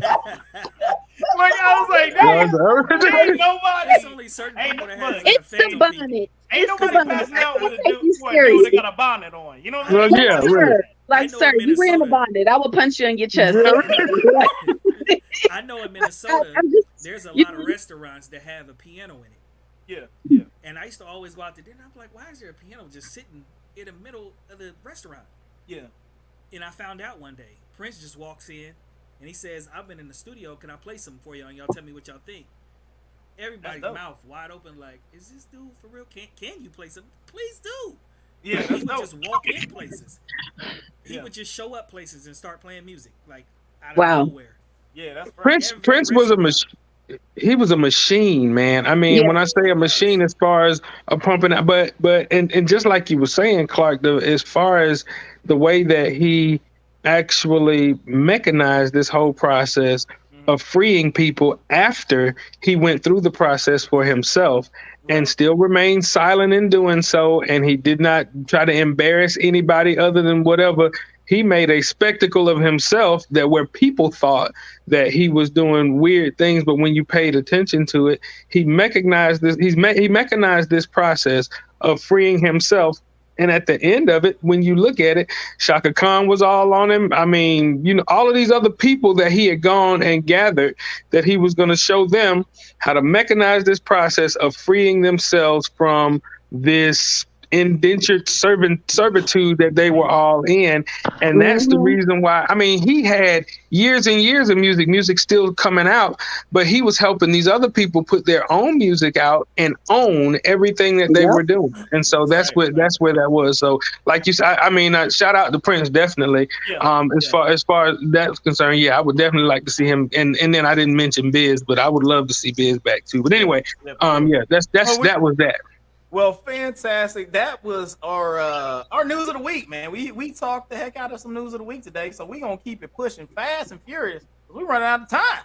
So we had to hit up this music of the week real quick. I'm going to hit this up, music of the week, the stuff that came out. If y'all ain't know, now you about to know. So November 13th, 2022, we got some music out here. We got all this music. We got Dram, Tony Shao Now, freaking So Fuego, Homeboy Sandman. I did listen to that one. Nas came out with King Disease 3.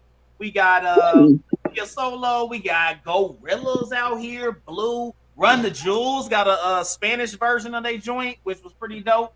Jay Worthy and DJ Muggs, and then GT.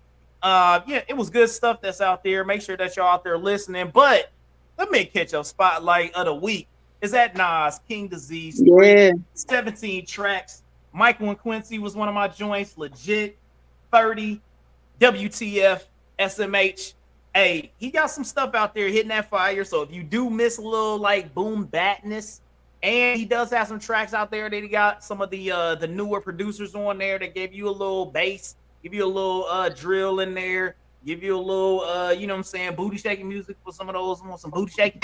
You know what I'm saying? He did the whole deal out there. So I really appreciate Nas coming out, giving us his verses out there with the King Disease 3. Like I said, once again, Mick Ketchup Spotlight, King Disease 3, Nas, 17 tracks. My favorites, Michael and Quincy. Of course, about a dude we were just talking about, Michael Jackson. So Michael and Quincy, legit, 30. And then, what the fuck, shake my head. That's what that means. If you old and don't know what WTF SMH mean, that's what it means for all y'all. It's what he said when he said breaking that bonnet. That's what he said. What the fuck? Response to the bonnet. You know what I mean? To the bonnet. You know what I mean? It's the bonnet. Hey, so we did that part. All right, man. We got a special guest on here. Applause by the crowd. Got a special guest out here, my man Taylor Clark.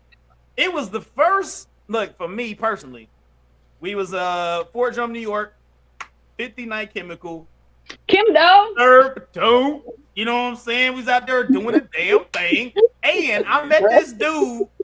This is the guy that gave me my haircut for my wedding. Used to get my like the cut. My room in the barracks was the barber shop.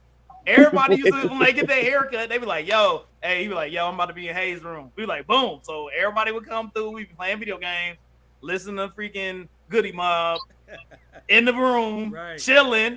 Had my man Pinyatt out there was the roommate. You know what I'm saying? Yeah. We was doing the deal. Me and Pinyatt was kicking it. So this is my man Taylor Clark, Columbus, Ohio. Taylor, we appreciate you coming through, hanging out with us, chilling with us, man.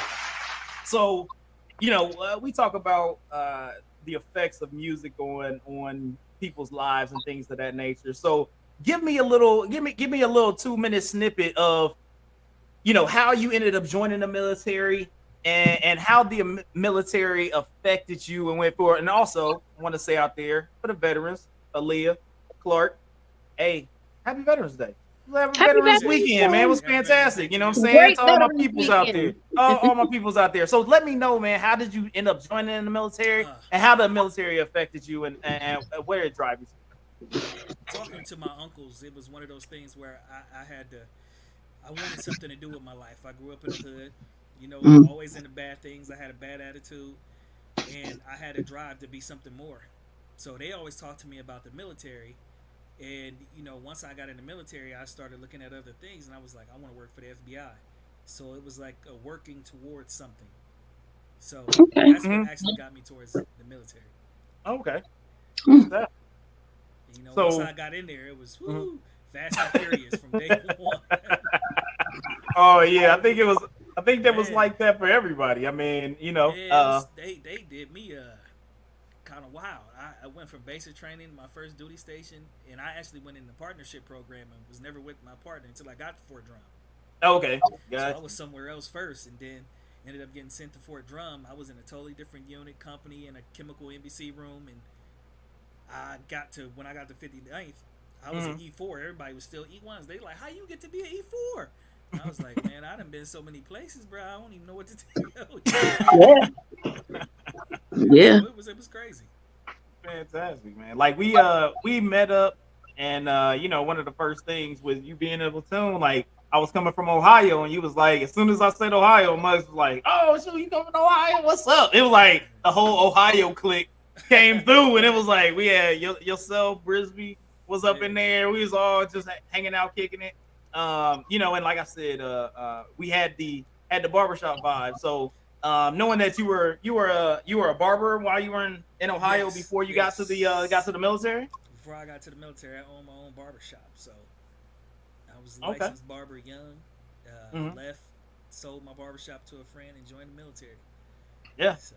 Yeah, that's an interesting calling that went through and ended up coming through. Yeah, and even in the military, it took me like I would be talking to the first sergeant and be like, yeah, you gotta go on a ride with me. and he'd be like, "This is the division commander of this, and he need a haircut, so go ahead and give him a haircut." Like, what?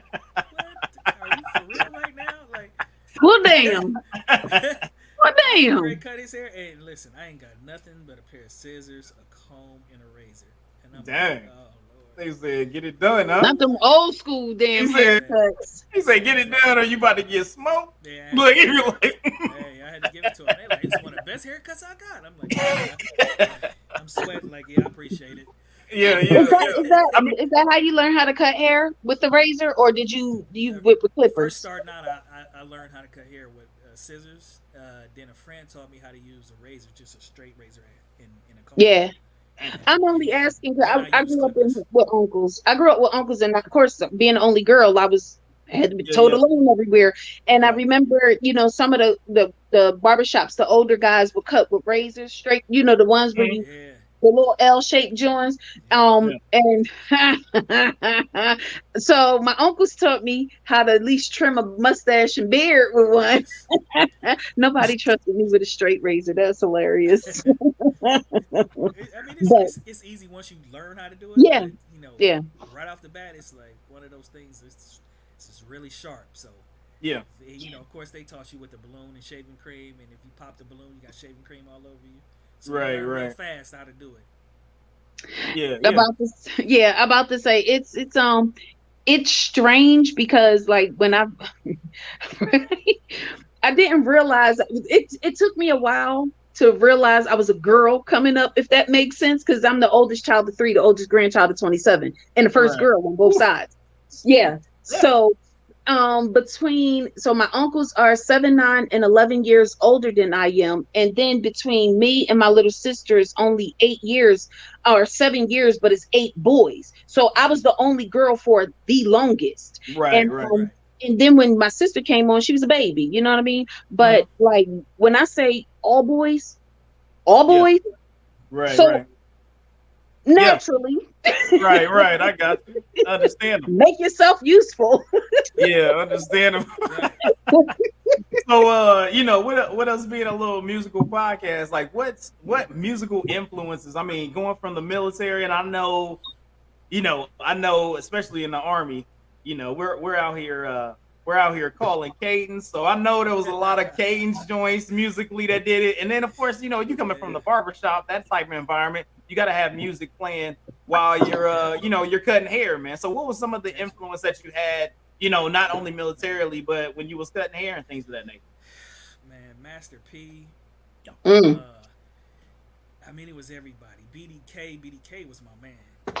Okay. Rock Kim, Eric B. Old school was always a part of my life, so I always had them playing. Oh, okay. Hey, on cadence calling, it was simple. You just had to, you've been in there. Flip the words, baby. You know what I'm saying?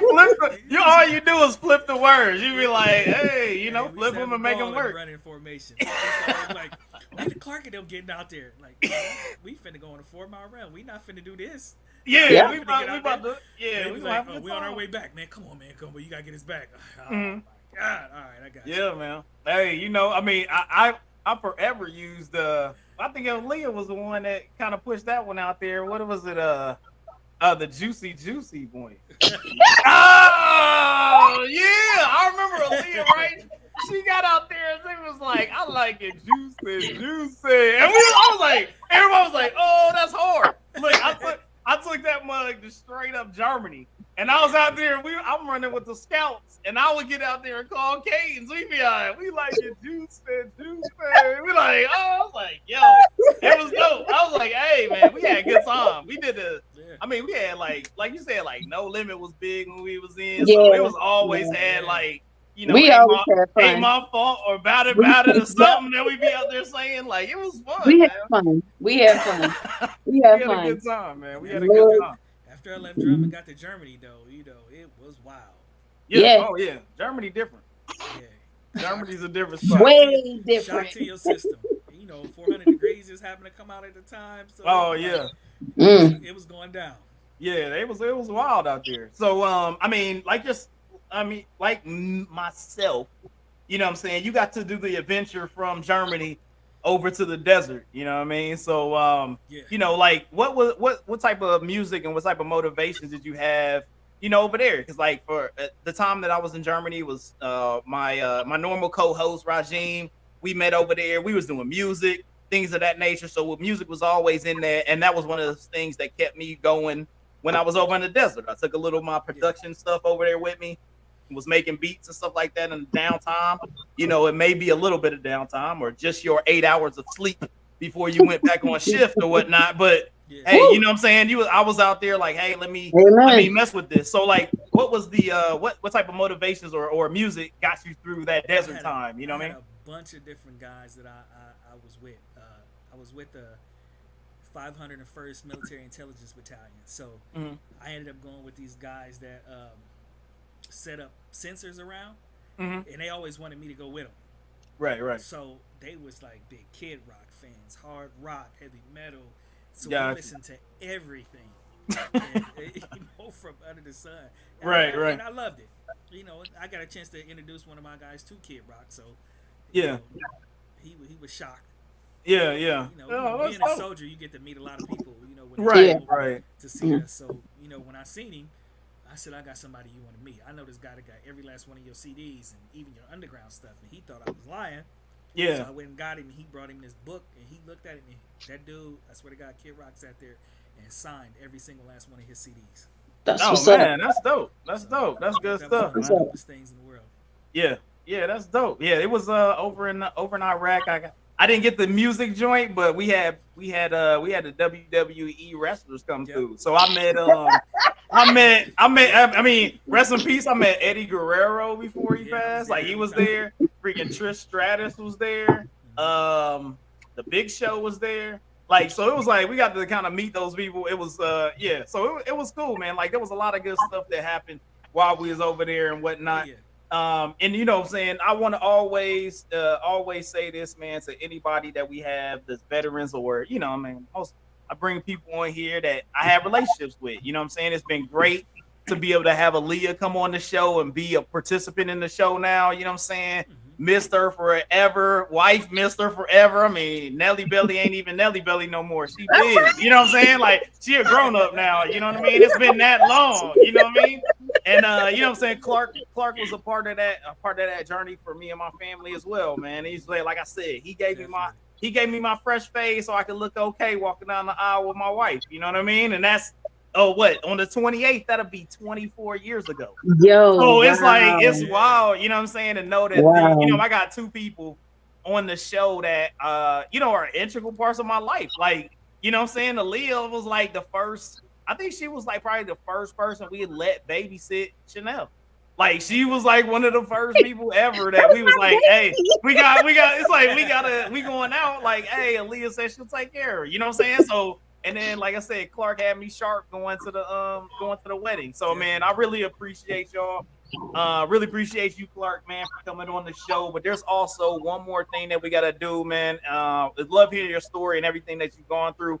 And being a veteran, like we said, you know what I'm saying, happy Veterans Weekend for you. Always appreciative of that. But we got one more thing, man. We got to respect your deck. So part of this respect your deck, we got to understand, what's that favorite album? What's that favorite artist? You know what I'm saying? And what's that favorite song that's your go-to? So we going to start it off right now. We hit you with that favorite artist, man. Talk to me. What's that favorite artist, no matter what the person came out with, I'm going to go get it. Like I said, I'm an old school fan. Mm-hmm. So Tupac is always going to be one of my favorite artists. Yeah. And that All Eyes on Me album was just life. Oh, yeah. That was it. It was it. I mean, you just listen to it from front to back without skipping a song. Yeah. And that's a rarity nowadays. It is. That's a rarity. So we got All Eyes. We got Tupac, No Doubt, Anytime, Anywhere. So give me, because that would have been the favorite artist. So then give me like that favorite song, that one song that's like, hey, I go hard in the paint. I can put it on anytime and it changes my whole mood. What's that? What's that one song for you? For me, it's one of his, but it's on the Are You Still Down? You Remember Me? I Okay. Even Got a Ghetto. That was my song. That was it. That's it. To change the whole mindset. You know what I'm saying? Throw it on and be like, all right, cool. The whole day done changed. You know what I'm saying? 'Cause it's been raining outside, and now it's a good day. So we got Heaven's Got a Ghetto. We got Tupac as the artist. Now talk to me. We gonna do the clean sweep. Tupac. What's the album, man? What's the album that you got?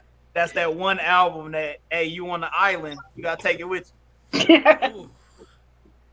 I'm on an island and gotta take it with me. Yeah. I'm gonna have to stick with All Eyes on Me, man. There it is. All Hey, right. Tupac with It's the just clean sweep. That album The trifecta. phenomenal. So we got Tupac with the clean sweep. Like, you know what I'm saying? We always try to applaud the people that are outside of the box, but our from season 1, we've had Tupac is probably hitting at about 85% on this mug. So he be doing it up, you know? Yeah. Really? They be Tupac down, man. There's a lot of Tupacing. There's a lot of Yeah, Pacing out yeah, there. yeah, I yeah, like man. 2 of his songs. I'm not a Tupac fan. She said 2. Yeah, Have it's you But listened to that but album? you know what Aaliyah? it is? I think it has a lot to do with I guess where you came from and the era in which you grew up in. obvious. Because my uncles listened to the old school rap as far the Right, Book right. of Down Protection, all of that. But I came up on the East Coast, so I didn't really hear Tupac unless it was something that major that Right. hit with all the record play. So like I said, Right. Brenda Got a Baby. Very limited. Yeah, and then the one where well, first of all, fuck that. Like that's Yeah. my He went hard in the paint. Yeah, he went hard in the paint on that.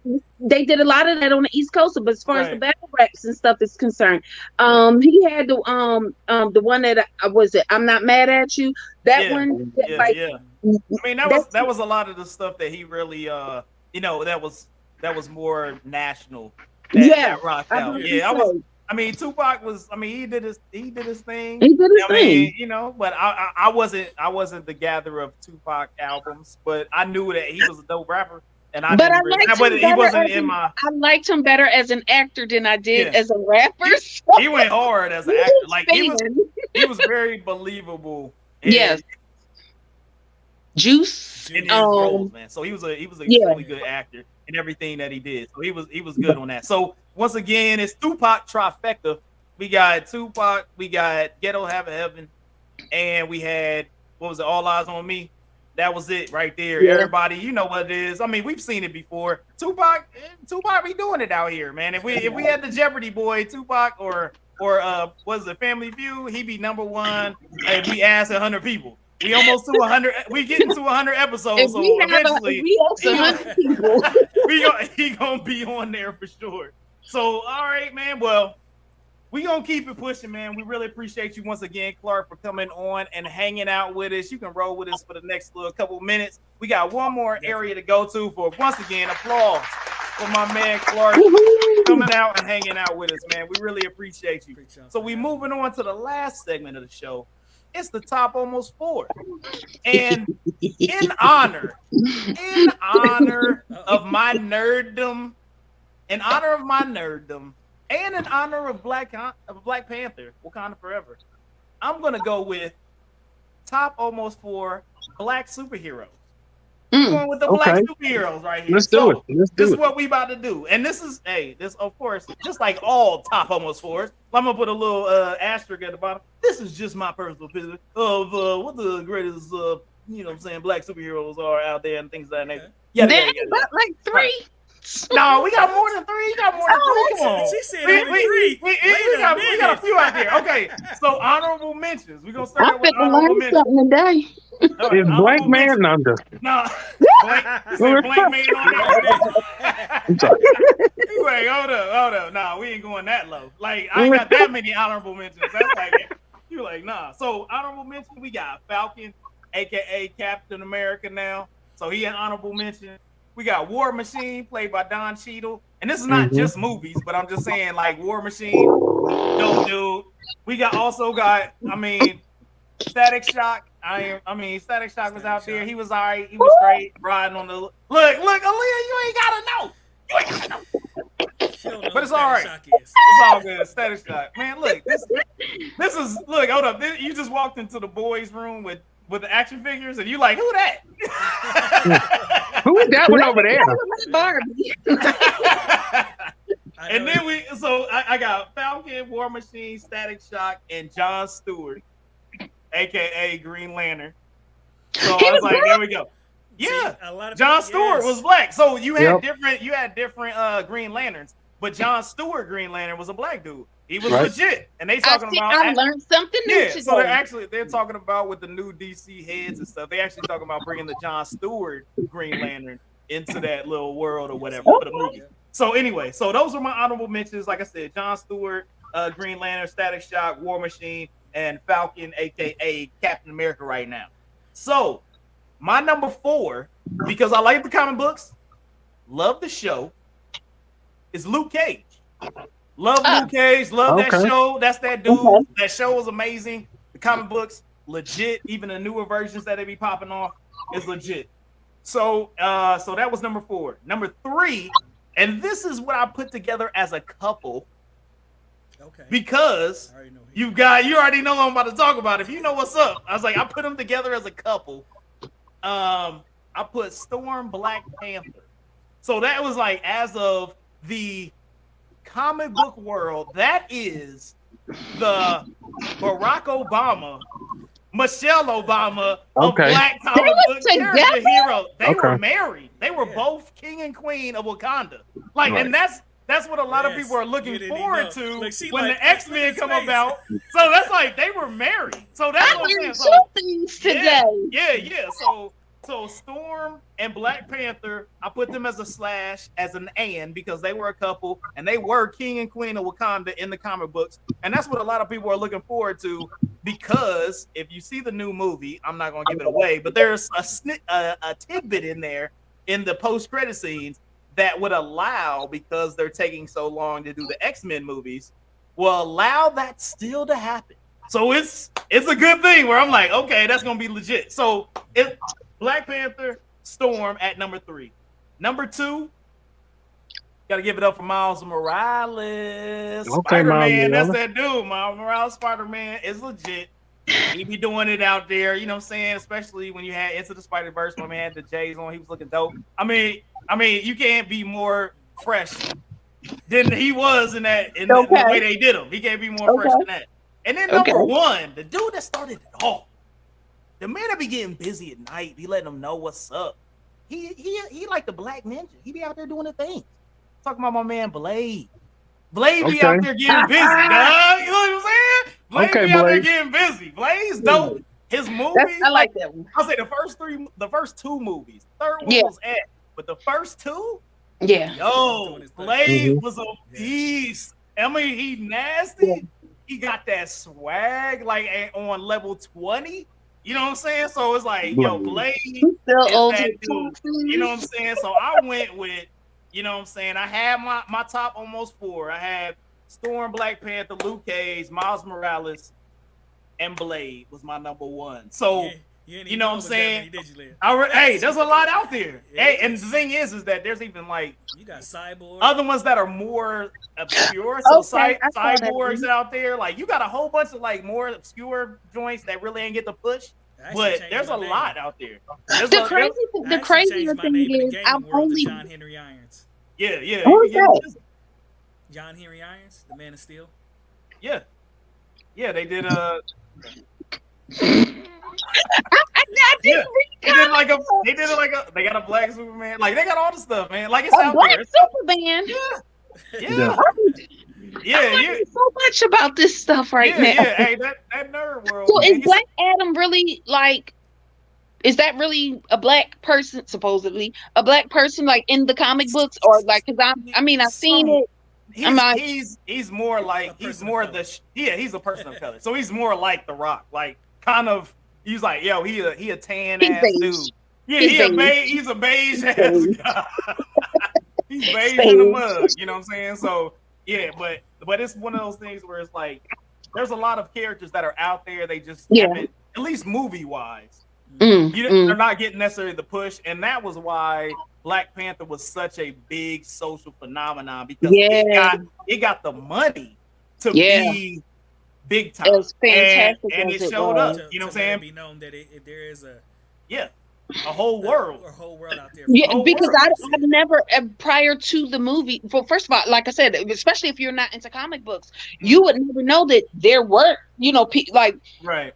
main characters, if you will, that were black. That were people of color. I shouldn't say they were all just black. People of color. Right. And which brings me to my question for you all. Is there a particular like, I guess, comic book person or somewhere in that universe where you say these people they deserve their own movies? They deserve, like, we should be seeing so and so have their own little, run in the movie theater. I would say probably. I mean, as of right now, it's going to be. I mean, Jon Stewart as of notable character wise is probably one of the most notable that's probably left out there. The other ones are going to be more obscure as you start getting into it. I love Luke Cage, and I love that he's in a TV show deal. Because if you ever watched the Netflix version, or now it's on Disney Plus, the Luke Cage show, the Luke Cage was dope, and it was very like grounded. It was very like somebody from the hood that had this power, and it was almost like the person, like it was like the Kanye situation. It was like that person that got $1 million, but now I still am in the hood. You know what I'm saying? And he's like, I'm trying to fix it.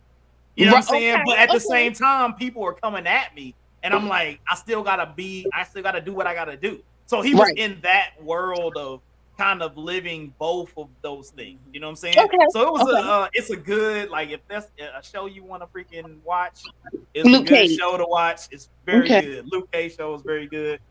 Storm will get her due. I mean, Halle Berry did what she could do with what they gave her, but Storm is way more complex and could be way better, especially if they go the route of, Black Panther and their relationship. Like, if they go that route, it could be really dope.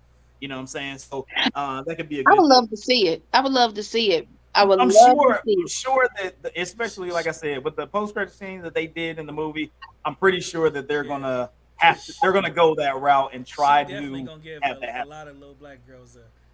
Oh my God, that's who. Especially with the way Marvel does it. But that's how I was. That's how it was. I'm about to say I'm grown, and that's how I was as far as seeing the Dora. Thank you. Because I be thinking I'm about to jack somebody name up, but them. Seeing them in the movie theater, because for me, I'm like, especially, coming from the background that I've had and coming, through the military and everything like that, I came in like, and Hayes will tell you, I got in trouble plenty of times by asking, why are you lazy? Like, what do you mean you're pregnant? Like, you don't know the consequences of your actions? But I grew up in a house full of men where there were no gender roles. Right. You know what I'm saying? Let's go. You can get it too. Let's go. So when I got there and I see these people as an adult, to see somebody emulate what I felt, Right. It's just like, oh my God, I could have been this all this damn time. You know what I mean? And it also, like, now, if it makes any sense, it gives you that the okay to put on that persona when you need to do things that you need to do. Where I've never, first of all, I've never been upset by anybody calling me a bitch. I'm so sorry your feelings hurt, bitch. But you'll be fine, because I'm going to continue to be, But that being said, I'm like, do you know how many people will try to minimize your impact because you're a female? You came from a certain background. You're supposed to do this. I'm supposed to be 35 with 15 damn kids and 28 baby daddies, and you know what I'm saying? Because that's just what you're supposed to do. And because I'm none of those things, the only other option I got to be is a bitch. No, okay, well. I see. So let me say something. Can I say something real quick on this? Yeah, go ahead, sir. And I'm gonna change the tone of this whole piece right here, man. Your top almost 4, that's almost perfect. I'm gonna say this, and I'm gonna do this for real, and I want you all to hear this. My number one black superheroes is everybody actually on this podcast and the ones that are not here. Oh, Man, big shouts to you, the soldiers that risked it all, that sacrificed it all. My boy Rajim, my brother, retired Sergeant First Class Raphael Jackson, my father, who actually today is the anniversary, the 5th anniversary when my dad passed away, man. But Vietnam vet, Army drill instructor, everything that I've known has been the United States Army from a baby, man. I used to sit on the parade field and watch him drill soldiers in the beginning. So the real true superheroes, man, my godfather, Pastor Earl F. Jackson, Air Force veteran, I could name a whole bunch, man. The real black superheroes are those of you who have risked it all, life, limb, and family to go do something for, Amen. in a bunch of cases, a country that doesn't even know and doesn't even recognize, and some of them who actually will not give you the credit for what you do. So in my top almost 4, I would drop everybody down one, and I put you all at the top, man. I want to give a shout out to everybody that has worn the uniform and done what they've done, man. And you come back with all kinds of illnesses and seen things that I would never ever see. But I love y'all and I mean it. And I really praise God for the fact that you will risk it and do it all like that. And that's the real deal. And look at that. And that's how you end the show. Yeah, amen. Look at that. So, hey, man, we really appreciate everybody out there, man. Once again, Clark, thank you for coming on the show. Aaliyah, thank you for being the perspective. Hey, look, I'm gonna hit you up. I told Jen to hit you up as well, man. We gonna make sure you good, everything's straight. All right. Yeah. So hit us up. Hit us up. Anything you need. Okay. Will do. Once again, the minister. He always brings the good word, and he finished off the podcast with another good word. Thank you. Amen. And we did pray for Drake to get that damn bonnet off. Yeah. You know what I'm saying? So everybody out there, we really appreciate y'all. Come check us out. All social media platforms. Hit up YouTube. Make sure you daggone like, subscribe, hit the notification bell, and all that good stuff. Also, join us on Facebook. Right now, we have the group. So send us a friend request on Ketchup. Look for us. Check us out. We'll be back next week with another wonderful show. We love you guys. Have a great week. Work hard. Play hard.